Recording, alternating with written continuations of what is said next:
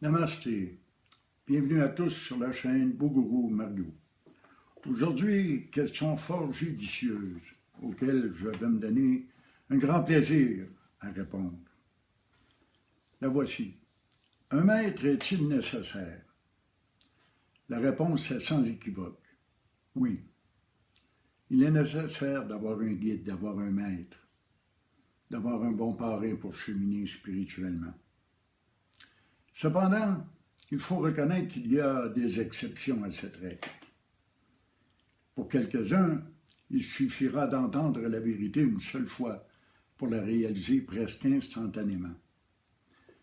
Ce fut le cas, par exemple, au siècle dernier de Ramana Maharshi. Cependant, pour la majorité, l'aide d'un maître sera nécessaire, indispensable, presque obligatoire. Ces exceptions sont rares. Il n'y en a que quelques-uns par siècle. Une petite poignée, comme on dit. La voie directe n'est pas exempte de la tradition primordiale. Traditionnellement, un élève allait s'asseoir au pied d'un maître et le suivait jour et nuit, dans chacun de ses déplacements, dans chacune de ses activités. Et il apprenait autant par son exemple que par ses paroles de sagesse. La voie directe n'est pas exempte de cette tradition. Un maître est exigé, un maître est nécessaire. Mais aujourd'hui, on pourrait parler seulement que d'un guide, un parrain plutôt, un sponsor comme on dit. Quelqu'un qui a connu des expériences spirituelles, mais qui n'est peut-être pas complètement réalisé, c'est-à-dire dans un état d'éveil spirituel constant. Mais il peut nous guider par son expérience, par son savoir, par ses connaissances. La voie directe permet de cheminer avec le moins de difficultés possible. Il est certes possible de se réaliser seul et sans aide. Mais ce sont des cas très rares, comme je viens de le mentionner. Et l'aide d'un guide est indispensable parce qu'elle permet de sauver du temps. Elle permet de viser la bonne cible. Elle permet de cheminer correctement. Certes, il faut beaucoup de qualités, persévérance, audace, discipline pour cheminer seul sur la voie d'Advaita Vedanta. Mais c'est possible quand même. Le problème, c'est de trouver un bon maître, un bon guide. Ils sont très rares, excessivement rares à notre époque. Il faut éviter les maîtres trop populaires, trop éloignés, de langage, de langues différentes ou étrangers. Les maîtres qui connaissent le plus grand nombre de disciples n'ont pas assez de temps à accorder à chacun d'eux. Ils parlent généralement de généralités. Avec le temps, ils deviennent de véritables héros, des vedettes, des exceptions remarquables. Alors, ils ne font que dire ce qu'on veut entendre. C'est de la spiritualité à bon marché. Il n'y a pas alors moyen ou possibilité d'approfondir la relation et de la rendre très intime. Encore une fois, je le répète, les bons maîtres sont rares. La plupart ne sont que des charlatans, des faux maîtres. Certes, ils ont compris la voie, ils la pratiquent probablement le mieux possible. Mais pour ce qui est de l'enseignement, ils ne cherchent que leur profit personnel, soit leur gloire, soit à gonfler leur ego, soit à gonfler leur compte en banque. La popularité amène ce genre de controverse. Un bon maître n'a généralement que très peu de disciples. De cette façon, il peut leur consacrer un temps plus long et entrer dans une relation beaucoup plus intime avec son élève. Je n'aime pas beaucoup l'image du maître et de l'élève, comme si le maître était supérieur à l'élève. C'est plutôt le contraire qui se produit. L'élève devient le maître. Il s'identifie à lui comme si c'était Dieu lui-même en personne. Il accomplit sa volonté, il suit ses conseils et ses suggestions. Généralement, un bon maître est effacé. Il ne brille pas dans la société, on ne le remarque pas. Il n'a pas l'air d'un bon maître, il n'a pas l'air de ce qu'il est. Il est écrit quelque part dans les évangiles que Dieu choisit les humbles, les petits, pour enseigner aux grands et aux sages et aux docteurs. C'est toujours ce qui se produit. Généralement, un maître ne ressemble pas du tout à un maître. Mais il a l'expérience, il a la connaissance nécessaire, et il peut se dévouer corps et âme, car il sait que tout est un.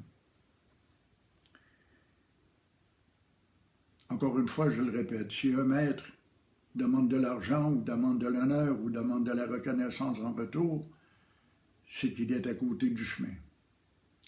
Tel n'est pas le but. Telle n'est pas la voie directe de la vérité védanta.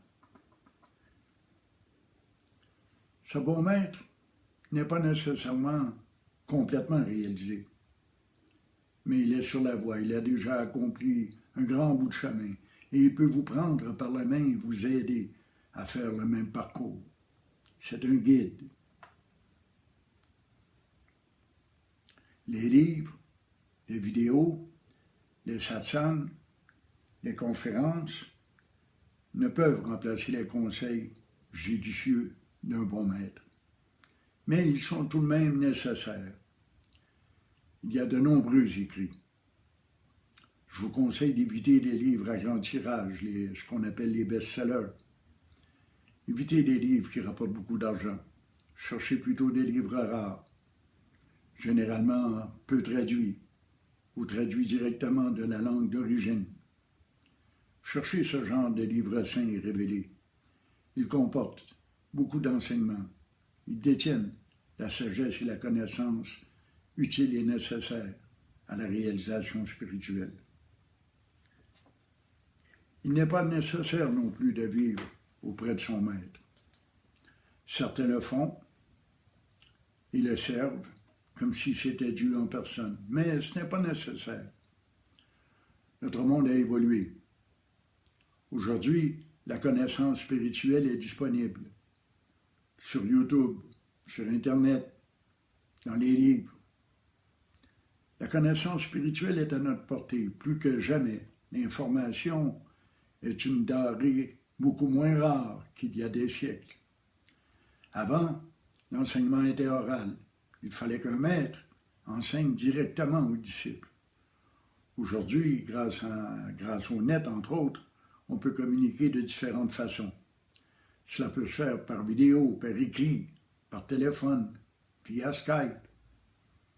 Il y a toutes sortes de façons de contacter un maître et de se tenir en interaction constante, en communication constante avec lui. Je vous suggère fortement de trouver un bon guide, de trouver quelqu'un qui fait votre affaire. Remarquez que le maître qui fait votre affaire n'est pas nécessairement le maître que vous aimez le plus. C'est souvent quelqu'un qui va vous remettre en question, qui va vous poser des questions dérangeantes, qui va vous demander de révéler des secrets que vous n'auriez révélés à aucun autre être humain. C'est ça un bon maître. Il entre jusqu'au fond de votre âme. Il vous prépare. Parce qu'en fait, en vérité, en réalité, il n'y a pas de chemin qui nous conduit à la réalisation spirituelle. Nous sommes tous déjà éveillés. Je ne cesse de le répéter. Nous sommes tous déjà réalisés. Mais nous nous prenons pour un corps, un mental, des émotions. Nous croyons être ce petit tas d'os et de peau. Nous croyons que notre conscience individuelle est tout ce qui existe. Pourtant, il y a une conscience supérieure, une conscience suprême, une conscience que j'appelle universelle. Et nous sommes cet être, nous sommes cette conscience. C'est vers cela que nous guide un bon maître spirituel. Il nous amène à découvrir à l'intérieur de nous cette conscience primordiale, témoin, impassible de ce qui est et de ce qui arrive. Voilà pour ce qui est d'un bon maître. Je vous suggère de chercher et d'en trouver un. Ne cherchez pas les maîtres trop populaires ou trop éloignés. J'ai connu ce dilemme. Un maître qui ne parlait pas ma langue, qui habitait à Chicago, et je devais me déplacer. Je crois que j'ai réussi à lui serrer la main 2 ou 3 fois, et c'est tout. Il n'y a pas eu de conversation, il n'y a eu que des contacts directs par le regard. Déjà là, il y a transmission de quelque chose. Parce que le silence est la meilleure façon d'enseigner, car nous sommes silence, nous sommes espace,